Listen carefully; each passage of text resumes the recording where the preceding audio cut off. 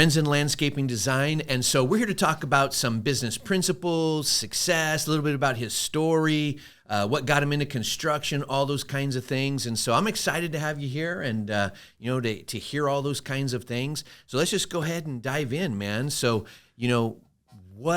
first of all, where'd you grow up? I grew up in San Diego, Okay. North County. So went to Okay. high school there, graduated from Poway High in 2006.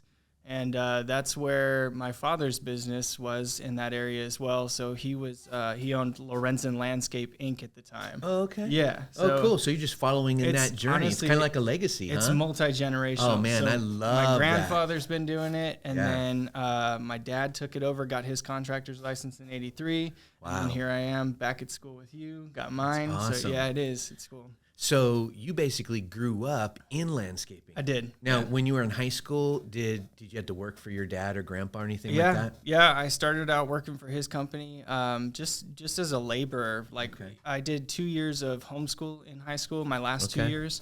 So I would go to work 5 days a week. I think at the time it was 4 because I had school. I did on the same thing with Friday. my boys. Yeah. I pulled them out and Yeah. homeschooled them. They worked for me in Yeah. construction, Yeah. like 8-hour days. Right. And, and so, I worked as a laborer. And at that time, I just kind of rode around with the crew and we were doing commercial maintenance. Okay. And then I kind of worked my way up to where I was driving the truck with the guys Yeah.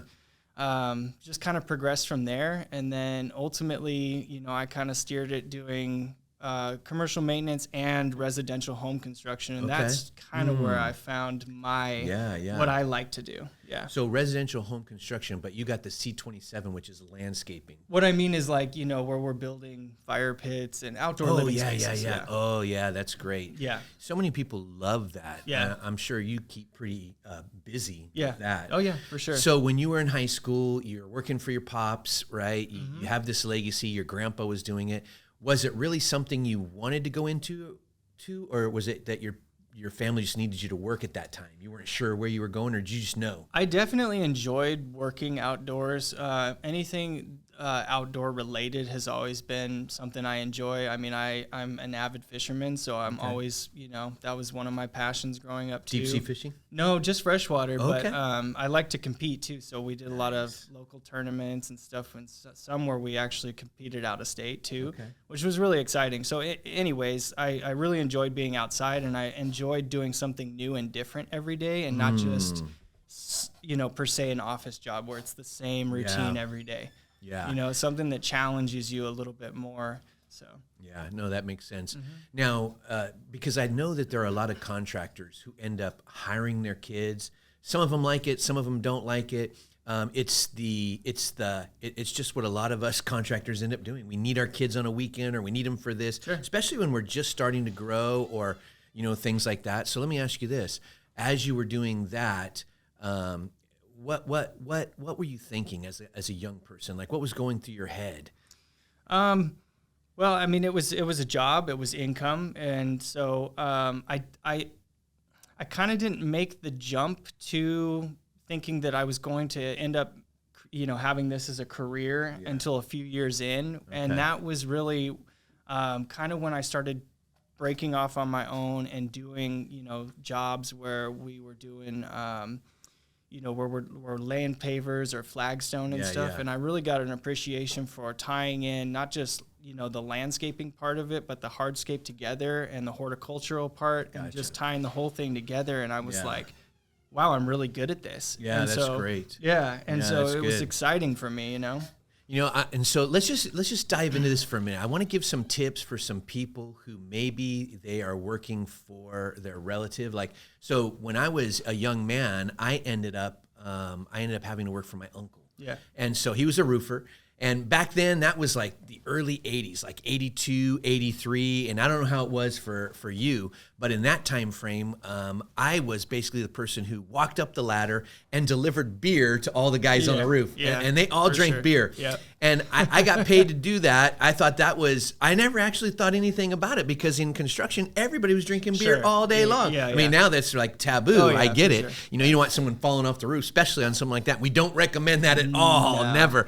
But, I loved being around those guys and just listening to them, and, just the power of the guys working together and just getting this project done and making it look good. It actually, I got excited about it because I could see a project go from this place of where it doesn't look good, it's destroyed, dilapidated, to something beautiful and amazing. And then we got to be a part of that. I mean, so what would be some tips maybe you would think about saying to people who are working for their parents? You know, is there anything that you thought of while you were doing that?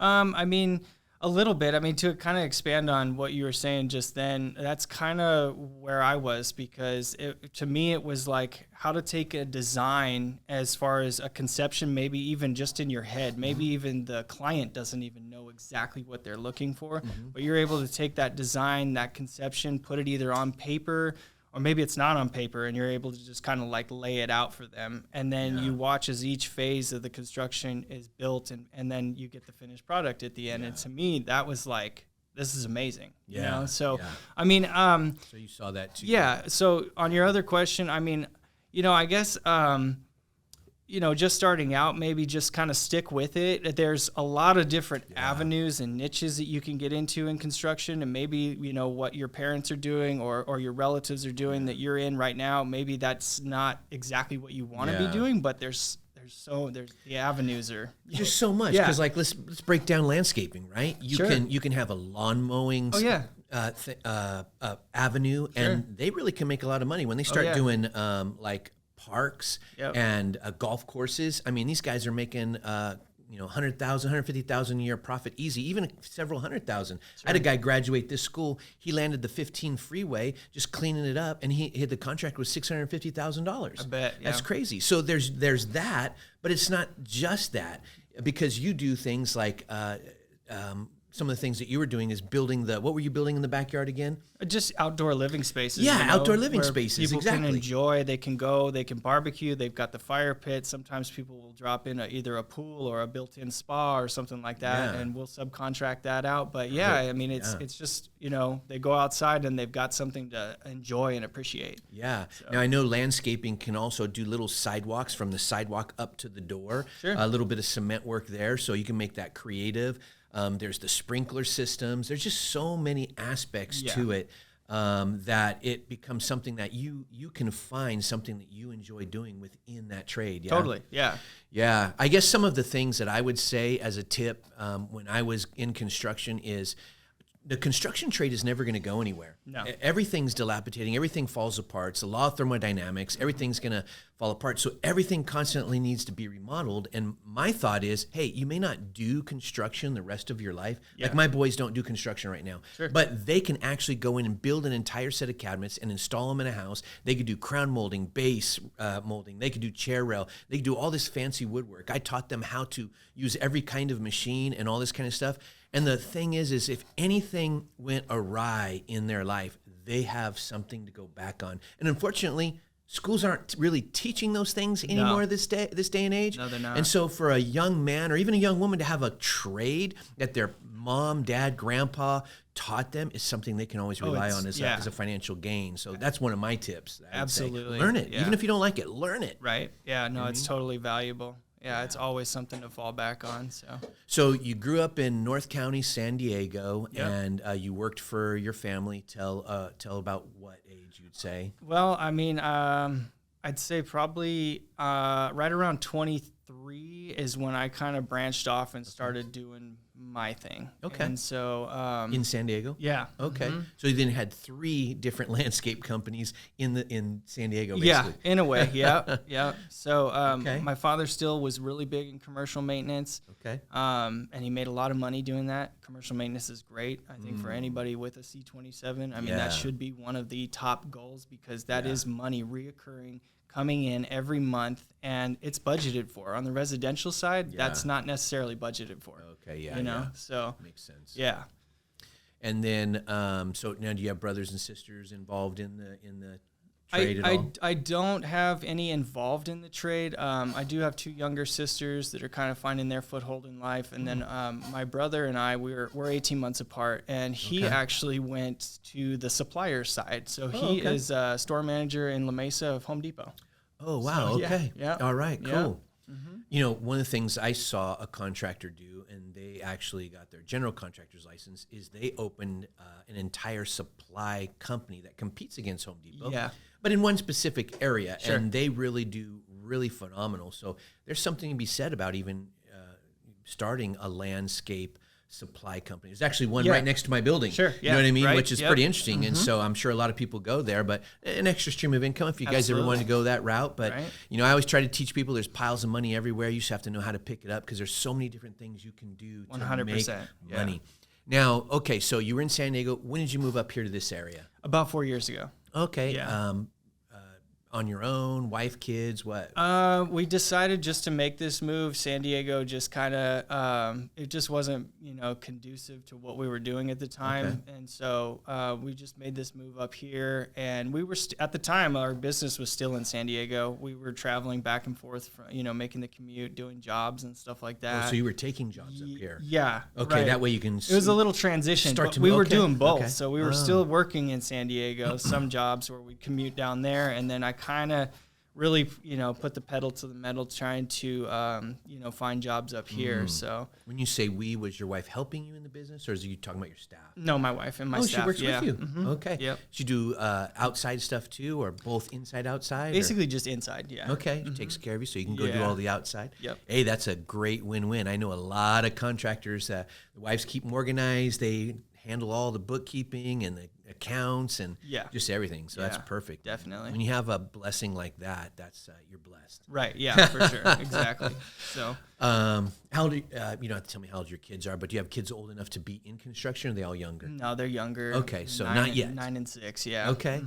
All right. Very cool. So you were working on the transition. You're going back and forth. Now you're pretty much fully integrated up here? Yeah, it took about a year and a half to really kind of get a foothold. The problem I had was my guys from San Diego that I've known forever, and my subs didn't want to make the commute up here to do stuff. So I kind of had to, you know, find some new guys that were skilled in certain trades, find different subs for the work that we're doing. Like I said, it took a little bit of time, but, you know, it wasn't too difficult. It wasn't too bad. Yeah. So then you get up here. And then what was it that brought you here to us, my contracting school? Well, I needed to get my own contractor's license. Okay. Yeah. I mean, that's a big one. I think, you know, for anybody that doesn't have one, that's kind of still trying to get their foothold in doing landscaping, you know, you're walking on, you know, scary ground, so to speak. You know what I mean? Because anything can happen. It's not just the loss of money, but I mean, it's illegal. You know, you can't. So, you know. And that's a tough thing, you know. As much as we don't like laws that much, some laws are good, but we live in America, so we have to try to abide by them or face the consequences. No, for sure. Yeah. And I did have a C-27 once, and I've graduated many C-27s in the different schools that I have. And because of the new law, when a person's unlicensed, if the homeowner finds out, they can ask you for every penny back, and you have to literally give them every penny back, even if you paid for all the product, and you don't get to take the product that you've installed. And so they went to court, and he lost. He had to give all $27,000 back, and there was nothing he could do. There was nothing. He had to take money out of his house, and so that's a struggle. So yeah, I'm sure that was kind of a weight. Oh, for me it was a no-brainer. And then, you know, I got married, and then I've got 2 kids. So, you know, it's like you got to play by the rules. You know what I mean? So. Now let me ask you: was there any influence of your wife saying, "Hey, babe, you really need to go get this license"? Oh yeah, of course. Well, I mean, there was one job that I did a couple years back where I just happened to be working for that one. Like I said, it just takes that one person, you know what I mean? And thankfully, nothing really severe happened, but I didn't make any money. In fact, I lost money on the job. Wow. I still finished it. I still did everything that I said I was going to do, but, you know, I didn't make any money. And she was like, you know, that's the last time. You need to, you know, you got to go get it. And, you know, so what that does is it also opens up those doors, too, where you've got those people that have a budget of $30, $50 and greater $1,000, and they're gonna hire the guy with the license, with the credentials versus Joe Schmo. You know, that's a big sum of money to be putting on the table. I mean, they want to know it's going to be done and done right. And their house is protected. It's done right. You know, if you have staff that you know, you don't have the proper payroll and that kind of Sure. stuff, then that staff gets hurt on that property. They get to sue you and the homeowner as well. Absolutely. So they want to make sure that you got your stuff dialed in. Right. So that's good. So was that a weight off of you when you finally got that license? You're Oh like, my gosh. Yes. Yeah, no, it was a Talk major, about that. It was a major weight off my shoulders. I mean, I think I'd been in school here for about 2 months when the test date came for me, which was December 6th. And I ended up going up there doing both tests in the same day. Oh, wow. I mean, I had everything dialed in though. I was doing all your practice tests and I was getting like 90% and above on all of them. And that's really the only way I was comfortable with going to take the test. I had flashcards that I did my own, and I was reviewing those every weekend and anytime I got time.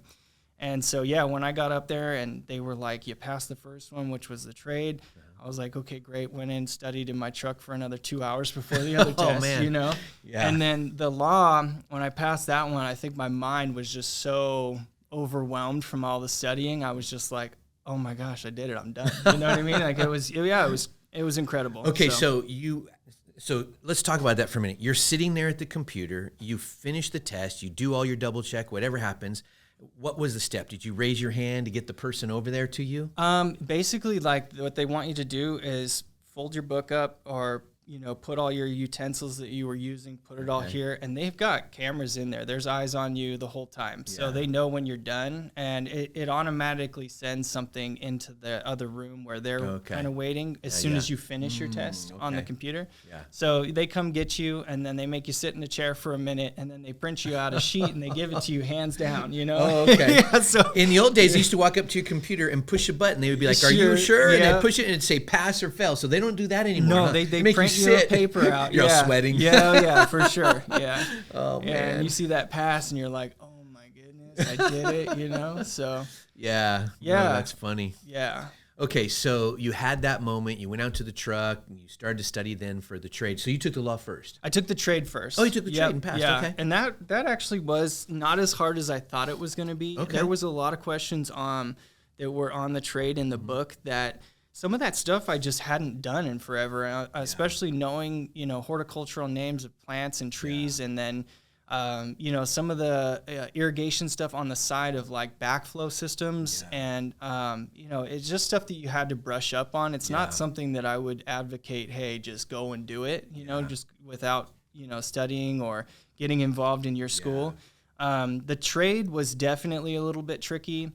I think coming to this class was absolutely paramount in passing that, because the way that it's worded there when you go to take the test is a little bit different than all the practice tests and even in school. But if you get all the lingo down while you're here, you can think about the question for 2 or 3 minutes and put it together in your head. You know what I mean? It's not like one of those, oh, well, I saw that question on that test. You know what I mean? Yes. Yeah. So I have a couple questions in about the school, since I'm the owner of the school. Yeah.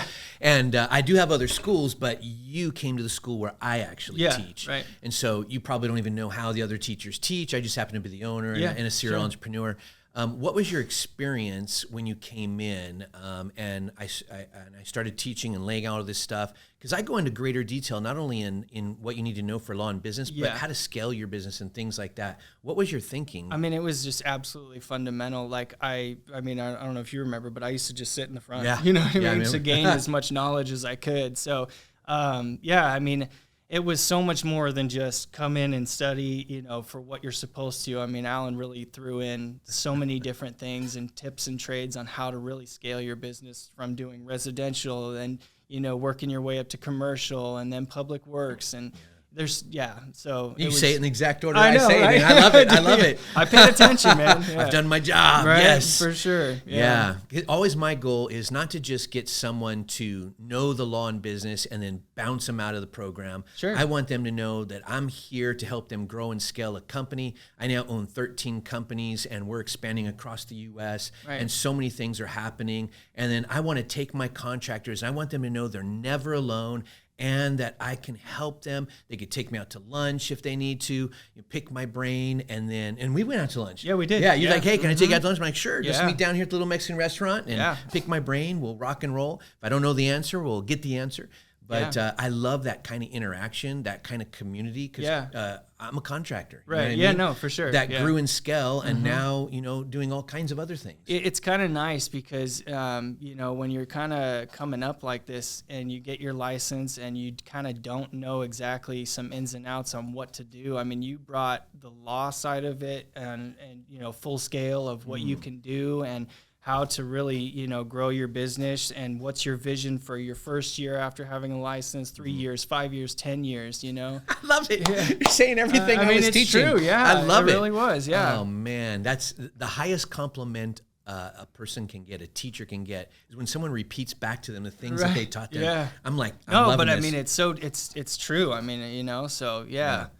So if there was something that I taught, it doesn't have to be about the law, but it could be about the business side. Was there anything or one or two things that really jumped out that you went away thinking about a lot that really moved you? I guess one is on my mind right now too, because I am actually, I know I just got my contractor's license, but I am actually looking at moving out of state. I'm looking at going to Texas, but I am going to keep my corporation here. Great. I do have some family that's going to help that, and we're going to run the same business here, and then I'm going to open up another landscaping business in Texas. So one thing was looking at, possibly the avenue of RMOing with, another like qualified person and helping them set up a business as well. That was a big thing. Yeah. So yeah, I'm kind of just, some of that stuff, I guess, is kind of what I'm looking at. And it's, some of the stuff that you had mentioned about that is, taking it to the next level, so to speak. So yeah. I think a lot of people may not know exactly what an RMO is. It's a responsible managing officer, and it allows you to let 2 other people plus yourself use your license legally. We file all the legal paperwork. You kind of monitor, watch over them to a degree. They go out, do their own construction company legally. And they make great money, and you're kind of a guy to coach. Sure, You know what I mean? Because they're using your license in a proper fashion, right? And so you're able to make a lot of money doing that, especially if you're going to be in Texas. You could do that 3 times here, and then get a different license over in Texas. Man, you'll be making bank. And we teach this in class, which probably not a lot of schools teach that, but we do. And I think that's usually an eye-opening experience for a lot of people, how to use their license to make great money. Absolutely, to your advantage, and it is it's a win-win for the other guy too. I mean, you're providing kind of like a mentorship in a way for somebody, let's say they're a younger guy coming up. You have access to all your subs, all your licensed subs, that you can help them so that they can help scale their business too. That's awesome. There's so many ways you can help them so they make more money. You make money on the side too. It's a win-win, So absolutely. I love it. Well, good. So, well, if you do go, I'm gonna be sad to see you go. But I have interesting enough, in Dallas, I have a franchise in Dallas, and so one of the things, I'm not here to talk about that, but I have a fix and flip company expanding across the U.S., and we take all our contractors and we put them to work doing that, and they're allowed to actually, if they want to be on the side of owning the property with us, they can. I have an open invitation to that, and so we have a lot of people doing that. But I actually have a franchise in Dallas, Texas, that's being set up. So are you thinking somewhere around Dallas? Or we're going to go just outside of Austin. Okay. And the job market there for landscaping seems like it's huge. Yeah, especially on the commercial side. So I know that one of the requirements is that you've got to get an independent license for irrigation to do anything irrigation. So we'll be doing that, and then, like I said, I mean, in 2 years, if I want to, come back here and I mean, I can, there's lots of stuff, so. Yeah, well, we can do interesting is one of these times talk about doing one of my conferences out there, because you'll be there. Yeah. And then it's called The Power to Gain Wealth. And what we'll do is we'll see about how we can integrate you together with this whole process. And then you are not only owning homes and stuff with me and doing some stuff, but building your business. I love that. For me, it's all about partnerships. It's all about friendships. Absolutely. It's about community. And my community is contractors. Yeah. I love that. I love that. Definitely. Okay, so you're looking there, potentially a couple of years, looking for RMO here. What kind of work are you predominantly been doing here in the empire? It's just like like I said, just backyard remodels, front yard remodels, where we're ripping out old stuff, and we're either doing something like xeriscape or drought tolerant landscaping. So it's involving irrigation and a number of different types of building materials, whether it's rocks, aggregates, or what have you. We do a lot of work with pavers, concrete stuff. We build fire pits. We do pretty much anything. Honestly, that's awesome. That's awesome. And you guys got your website yet? Not yet. Yeah, not yet. So working on that. That way they can get a hold of you. But we'll go through that contact information. We'll put it in what is it, our description, so that so people could find you. Yep. So now, so you're building that out, and what are some interesting success tips that you would give potentially other landscapers as they're growing and scaling? I mean, the biggest one I think for myself that I had to learn the hard way was, I mean, it's funny because my father would say, anything that could have went wrong with you in business probably went wrong with you in the first 3 years of you trying to do it on your own, and which is true. But I learned valuable lessons from all that. But, time and time again, I see the same problem and I hear about the same problem from lots of different people, and everybody's trying to take so many jobs at one time, and they're spread so thin. And so they're running from one, working 2 days, they're running to another, working a couple days. And it just really leaves, a bad taste in a lot of people's mouths because stuff just doesn't get done on time. So what I've done is I've really tried to focus where we're on one job at a time. We get it done ahead of schedule. Great. I'm there to manage the whole thing from start to finish. Everything is clearly conveyed in every aspect from start to finish with the homeowner or the client. Yes. And there's just, there's not a whole lot of margin for error when you're doing it that way. The money's always there. It's always going to be there. The jobs, they're going to come. It's okay to line several jobs up so you've got stuff when you finish. And most of the time we're finishing ahead of schedule anyway. So it's a win-win. There's no need there's no need for me to take 3 jobs to where I'm like, stuff that would have taken you a month, you're on the second month. There's no need for that. So no, that makes sense. One of the big detriments to contractors is what you said. They float around 2 days here, 1 day here, 2 days there, and it causes chaos. The client is usually going, where are you? I mean, you're supposed to be on my job. Why are you gone 3 days? Why aren't you here? And then what happens is people aren't getting repeatable work, and they're not getting referrals, and they're like shooting themselves in the leg, and now they're limping around trying to grow a business, and they wonder why their business constantly keeps going down instead of scaling up, and they're trying to find all these new jobs to keep the money flowing, but they're not relying on the past jobs and referrals. And so I love that you do that, because I would imagine that your clients are pretty happy. You're there the whole time. And you're, I mean, I literally for the last 2 years, I mean, I've got a referral list that's, a full page, 2 pages long. And so if it's ever called into question, I can rattle off a few phone numbers and people will give me a great review on whatever I need. That's great. And until you can ultimately scale up to where you've got a guy that you can train to do things the way that you like them being done, and he can branch off and run a crew. It's like you've got to walk before you run and so forth, so. No, that's good stuff. Do you hope to get your kids into I do. My son, he definitely has an interest in this, in anything construction related. He just loves the equipment, loves, being outdoors and anything. One of those toy lawnmowers. He loves all that stuff, the Mini X's and all that. Cool. So I love the fact that you have a legacy with your grandpa and your dad. Yeah, man. When I got that license back, the certificate in the mail, it was a really profound moment for me. That's because awesome. It was like, my grandfather did this, my father did this, and here I am, and I got it. That's good. Now, you touched on something. You said one thing that your dad said to you. Can you share maybe 2 or 3 other things that maybe your grandpa said or your dad said, or even a combination of just some things as you're going into business? Anything ring in your head that you always think about? My dad, I didn't get a chance to really know my grandfather too well. Unfortunately, he passed away of cancer when I was really young. I do have a memory of him. We were doing a tear down for a room addition on the first house we lived in, and my dad and him and I were tearing down the walls, and I was doing the demo with the hammer as a little kid. So, but one thing my dad always taught me was, he taught me how to have the work ethic that I do. And so I've always tried to, have the mentality that I won't be outworked. I'm not afraid of work. I never have been. So, I mean, I know, a lot of people, they look at things and they're like, oh my gosh, it's a mountain in front of me.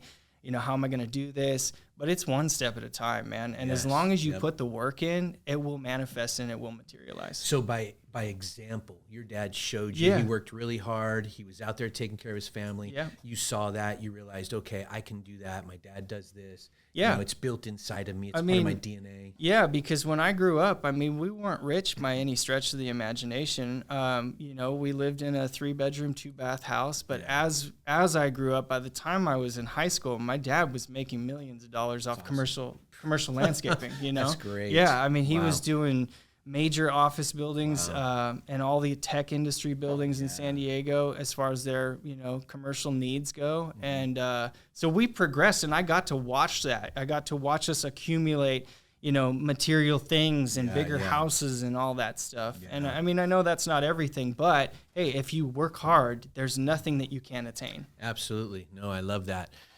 So hard work. And any other thing that rings out that your dad maybe used to say to you on a regular basis, like a mantra. Do you have any mantras or things that he would just say? Give me an idea, and maybe I can play off that. Okay, so an idea. That's a great question. I got to think of a mantra. I'm even having a little drawback.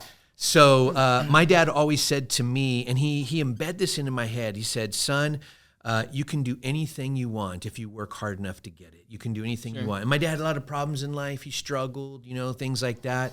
But I took that to heart from early on elementary school. And even in the midst of his chaos, I believed that. And so I was able to get out of that poverty and grow forward. So that's just one of the mantras my dad constantly embedded into my head.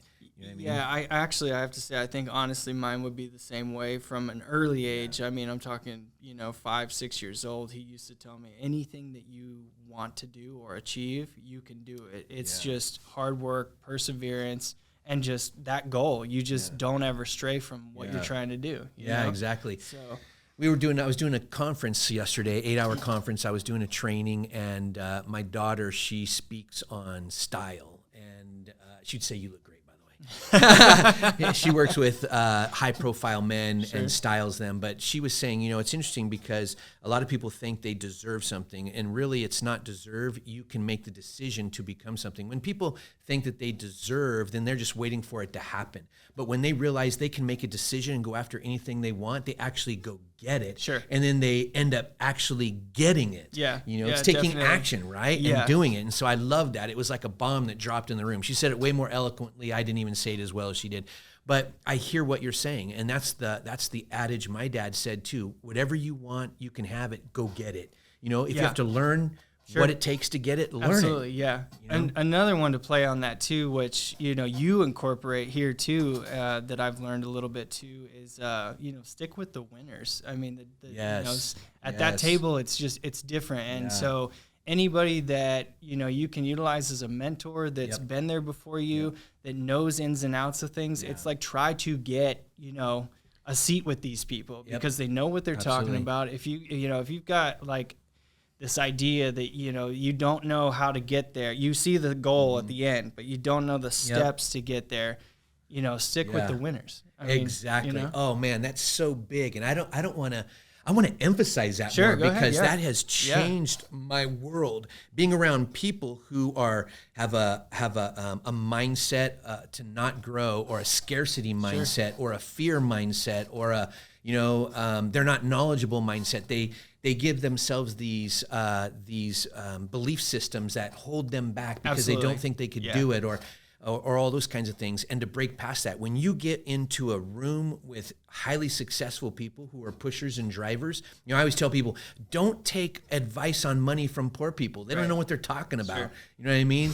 And I learned that. And so once you get around some millionaires and some billionaires and things like that, and you start hearing their wisdom and you see their drive and you see these entrepreneurs that are growing and moving forward, when you put yourself around that crowd of people, Rocky said, you can hang around with yo-yo people and you're going to be a yo-yo person, but you get around those movers and shakers and they're going to dream bigger than you. And you're going to be like, okay, I can do this. I got to do this. Yeah, no, for you know sure. What I mean? Yeah, definitely. I agree with that. Yeah.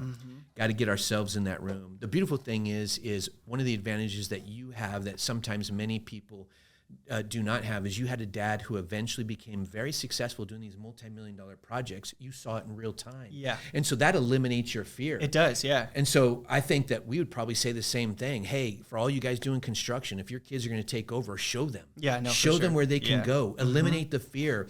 Get into the room of some people who are going to take you farther. That's what Contractor USA is about. That's what my seminars are about. The power to gain wealth. Absolutely. Anybody can do it. Yep. No matter their starting point. Let's just move you from here to there, from point A to point Z. Yeah. And it takes time. You can grow, you can learn. Absolutely. Because when you started off, right, you didn't know, you weren't born and you knew how to do everything you knew how to do. You learned that partially from your grandpa, from your dad, and then moving forward. And now you're the expert. Yeah. You know what I mean? You're going to have some very valuable things to pass on to your kid, whether they do it or not, but they'll have a trade there to always fall back on. And that's beautiful. Exactly. Yeah. I love it. So I really love that. For sure. Even sometimes I bring this up a little bit. Even the book Proverbs says that, you got to get around good people because those good people are going to draw you forward. Yeah, definitely. I mean? Yeah. Time and time again, it's been that way in my life, I mean, you stick with people that are going places, and, your life starts to change, It really does. So, yeah. I like that. Yeah. So what tips, we talked about tips. Let me ask you this, because a lot of people don't know. In the C27 field, if you had a top 3 things that generally seem to make the most amount of money, what do you think those things are? It just depends on your location. It depends. I mean, that's going to be regional or statewide or any of that. It really depends on where you're located. Like, so in San Diego, it seemed like we were doing a lot more full-on outdoor living spaces where where you come in and you're doing a full-on patio. You've got the patio cover, you've got the fire pit, you've got all that stuff accessible to barbecue so that they can go and enjoy stuff out there. Over here, where we're at in Temecula, Menifee, Marietta, it seems to be more of ripping out the grass, eliminating the water costs, doing something that's nice but that's drought tolerant, like that. Yeah. So, yeah. Okay, cool.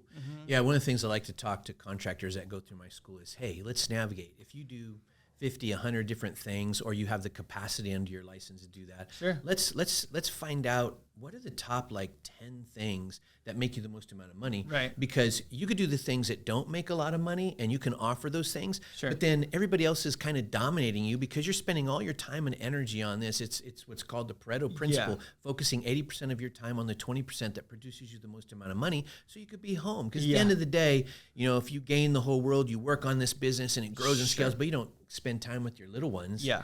That doesn't work. So let me ask you, what do you do for some of your fun time with your little ones? I take them fishing. Yeah. They love it. They absolutely love it. They love any chance we get to get outdoors and just anything, fishing, hiking, anything like that. Yeah. They're all about it. So, yeah. So I can't get away now because I've never had a contractor say that they love fishing. So I can't get away from the old adage. You know what that is? About give a man a fish and they'll eat for a day. Yep.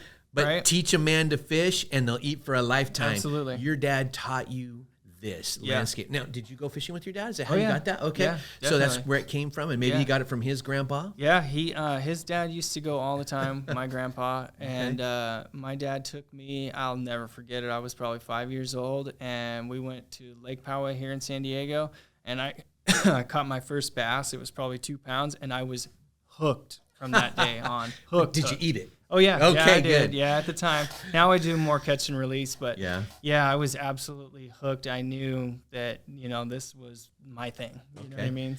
So what is your favorite fish to eat? I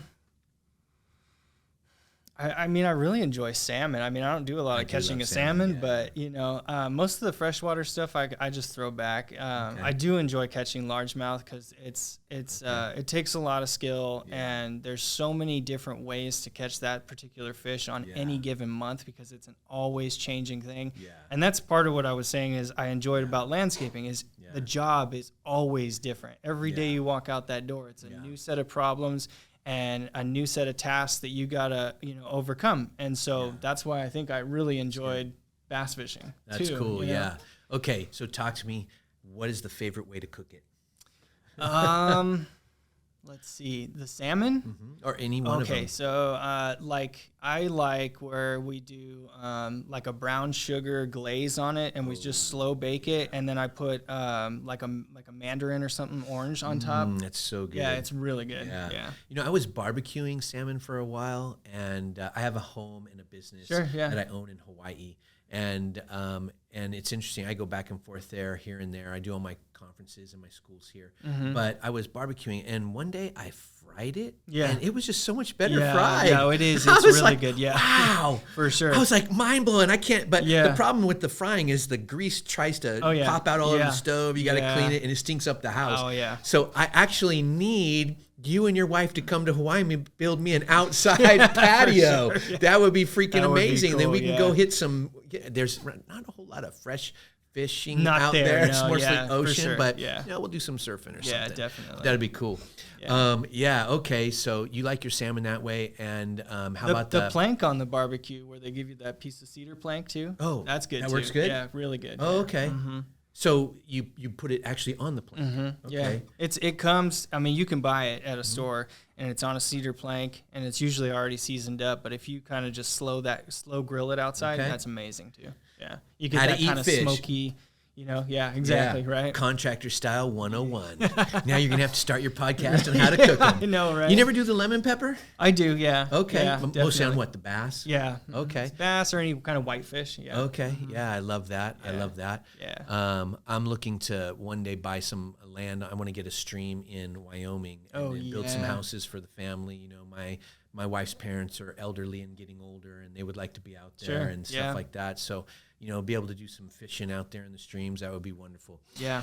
All right. So landscaping. So you are doing mostly residential right now, or are you in both residential and commercial? I'm trying to gain a foothold now at this point into commercial. And so I think what that looks like for me right now is smaller style office complexes and buildings before I kind of scale up to where we're doing, green belts and other stuff like that. Yeah. So would these be accounts you secure? Yeah, they would be. You service them? Yeah. So like complexes like this, or what about, so does that include things like car dealerships? Yeah. And, anything like that? Okay. Yeah, anything that's got, kind of office building or storefront property that's got, an area to be maintained. So, yeah. That's pretty good. That's pretty good, decent money doing that kind of stuff. But what you were saying in class is, start small, work your way up. Yep.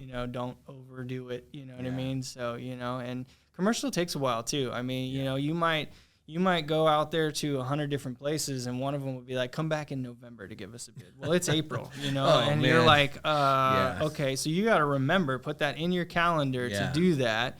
And come back, and then sometimes you get lucky, Yeah. So you just got to remember, text your wife and let her know, hey, can you let me know when this comes up? It's not one of those things where, hey, I saw your ad on this and that, and you come out and you give them a bid, and it materializes into a job in a week. It's something that you really got to work at. And the competition is pretty stiff here. In Southern California, there's a lot of big-time guys that are out there doing it, and they've been doing it. So, They built a name for themselves. Oh, absolutely. So it's just a matter of time. You just have to keep building your name, keep meeting clients, keep getting in that room of people who are going to want you and need you to do that. And so I will say this is interesting because who are the people that are hiring you? They're the general managers of these commercial buildings. Property managers. They're not usually hanging around in a sphere of contractors. No. So if you're a contractor hanging out in only a sphere of contractors, you're not going to land them. No, you're not. Yeah. So where can you find those people?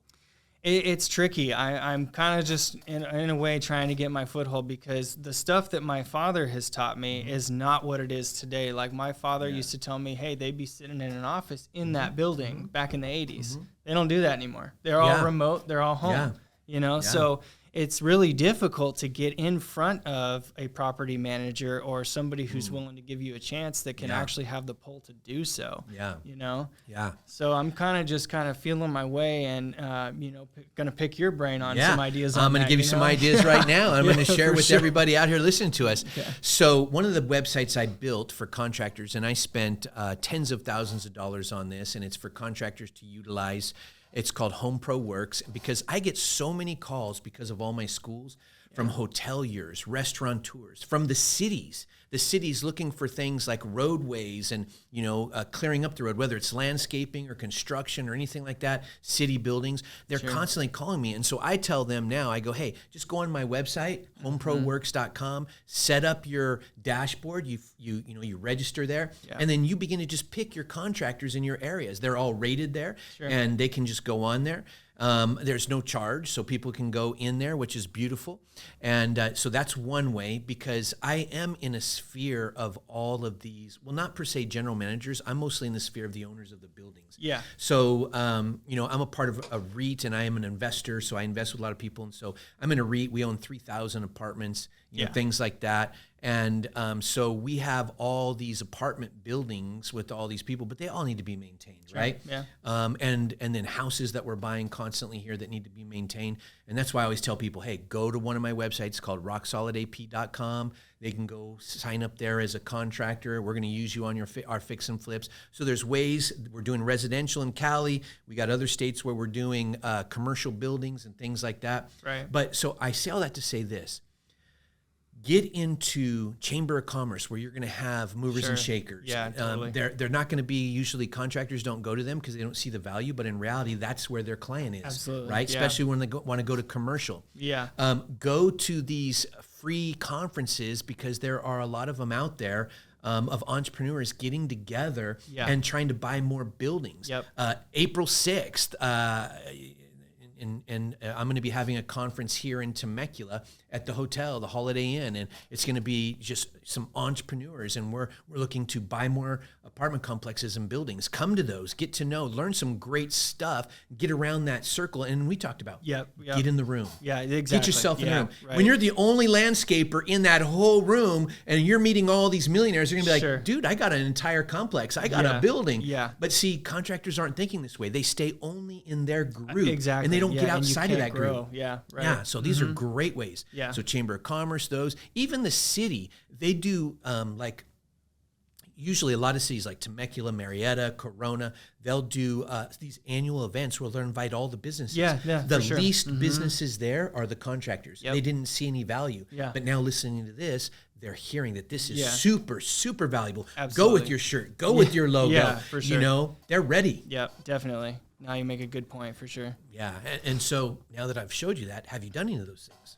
No, but I'm looking to. You know what I mean? All right. So I've got the ideas and how to how to go about it. It's just I haven't had that chance yet. Actually, things have kind of been a little bit slow, really, for a lot of contractors right now. I don't know if it's just due to rain or taxes or what, but it's definitely a little bit slow out there. So every single month I have a conference all over Southern California, and we're going to be expanding across America. But the gist of this is it answers that question. Where should contractors be focusing? Sure. How can they move beyond not just doing the construction, because there's great money in construction. They need to do that. But how can they also be a part of owning these complexes and these tons of houses? There's a way. Yeah. And they need to come to my conference. Yeah. And it's a free conference, and it's a 3-hour conference. I'm going to download so much amazing stuff. You should come. If you're around, it's going to be Holiday Inn. And I know that this podcast is going to be around for a long time, so you're going to have to go to our website. It's going to be in the description. It'll be down there. It's called the Power to Gain Wealth Tour. and you'll see it down there. That way you could always click on there, check all the dates and the cities, make your way out there. I had a guy come all the way from Nevada because he heard about it and came down here. 14 hours he drove just to be a part of that. Sure. Did you attend one of those at ours? No, I have not. Okay, we started off here. Yeah. But it's really helping contractors and different people get into that room so that we can create a community that uses each other and works together to produce great wealth. And so the answer to a slow time is get into those rooms. Yeah, well, you got the time. Yeah, absolutely. Because guess what? All those buildings that are out there, the grass is still growing. Oh, yeah, for sure. It still needs to be sodded. It's still, they get broken sprinklers. They need maintenance, and it's going to constantly be a thing. Absolutely. And some of these people who have built themselves some kind of empire, I guess I should say, or they've accumulated some great wealth. They're still paying for these things to happen. Oh yeah, for sure. Because people are renting those buildings. Absolutely. Yeah, definitely. So that's definitely a good way to go. Let me see other ways for brainstorming. Obviously, knocking on doors and getting to know them, having meetings with general managers. Yeah. And then trying to meet with, getting those appointments. Is that something that you do, or maybe your spouse does? No, it's something that I would be doing. Okay. I think for the time being. Yeah. It is hard to get a hold of them sometimes and find them because they're usually so busy. Yeah, but, I mean, for them to give you 5 minutes is like, it's difficult. I own another company. I own a marketing web design company, and what we can do is actually we compile database lists of all those general managers, and then we can just simply email them as a part of the program. Sure. When you guys start using us for that program, and say, hey, here's some of the trusted contractors that we recommend. Yeah. Consider using them, things like that. But again, homeproworks.com, sign up, because lots of these hoteliers are looking for contractors on my website. And it really, it only takes maybe one thing to get your foot in the door too. I mean, that's, how my father started to really pick up the ball rolling, I mean, he was given an opportunity. And then within a year of doing that, there's, Sony, and they were 7 buildings, commercial buildings in San Diego. That was $120,000 a year. Oh, wow. That's awesome. That's awesome. And they were like, hey, we want a bid from you, and then it's NCR Teradata, and that's, $60,000 a year. And so it just, the ball rolls. And so, if you can get in, granted, it's not necessarily the easiest thing, but if you can get in, there's a good chance that it will snowball into more work. Exactly. And the thing is, from the perspective of being one of the owners of some of these buildings, when you have a contractor who causes no problems, you just always take care of it. And basically, you're almost invisible because you walk in every day, everything always looks so good. You never even have to think about what's going wrong or bad. And when they think, hey, I'm going to get another building, I'm going to just use my guy. I've never had to worry about a single thing. Absolutely. And once you're in, man, you are in. Yeah, as long as you take care of it, you can't lose, Yeah. So I'm excited. So, this has been a great interview. Any last couple of thoughts or things you'd like to add? Piece of advice maybe to tell guys and gals out there? If you're at that point where you're looking to get your contractor's license, look no further. This is where I would come. This is the school that I did, and I've got a friend of mine in this school right now, just a little bit behind me, hasn't taken his test yet, but everything that he's getting out of it is just amazing too. So, I think this has been amazing for me. It was a pretty streamlined, quick process. I did what was required of me, and it it wasn't difficult, honestly. We try to make it simple and seamless. We do the hard, heavy leveraging, helping you navigate filling out that application properly, getting that off, getting you the necessary information so you could pass the first try, and then we can celebrate and watch you grow and scale. And even when you go to Texas, my heart's desire, and you probably heard me say it a lot of times, 1, I don't want contractors to ever feel alone. Yeah. You know what I mean? 2, I want to make sure we build a community where we can help each other. That's what this Facebook page is about. People can go there, share their stories, and also talk about, hey, I need to do this. How do I do this? You guys can all make videos. If you guys all send videos on your phone on how to and send them to us, we'll pop them up on all our social media. Right. You know what I mean? It's a win-win. Yeah, no, it's killer. Sure. We're building an awesome community. Yeah. And so even when you're in Texas, I want you to know, if you need me, let me know. We'll figure out something. We'll build some stuff, right? One of the things you told me was, if any of us got our license, you know, and you're going to move out of state, don't just let it go. Just non-opt it for the time and then, you know, circle back in 2 years when you're ready and then you can do something with it, you know. It's, or RMO it. Yeah, that's what I'm saying. Yeah. Right. Exactly. So awesome. Yeah. Yeah, you need to watch the video on RMOing if you're listening to this, because it's a way that your license can make you upwards of $600,000 a year for you doing nothing. Yeah. And so no teacher, lawyer, or anybody could do that. That's why the contractor license is the most badass thing, and I could say ass because it's in the King James Bible. It's the most badass thing that you can use to create wealth in this day and age. Yeah, absolutely. Garrett, I thank you. What's the name of your company again? Lorenzen Landscape and Design. Lorenzen Landscaping, and right now they can find you maybe on any platforms, directories? I mean, we're on Instagram, social media. I'm working on the website with you guys. Yes. So, you know, I love it. Perfect. Yep. Okay, so that's going to be up and live here pretty quick, and we'll put whatever information you want within our description. You have a business phone number, we'll put it in there if you want to put that in there. You can reach them, ladies and gentlemen, and I encourage you to use them. Just an awesome family man, awesome man, and so appreciate you. Thanks, brother. Absolutely. Thank you. Yeah.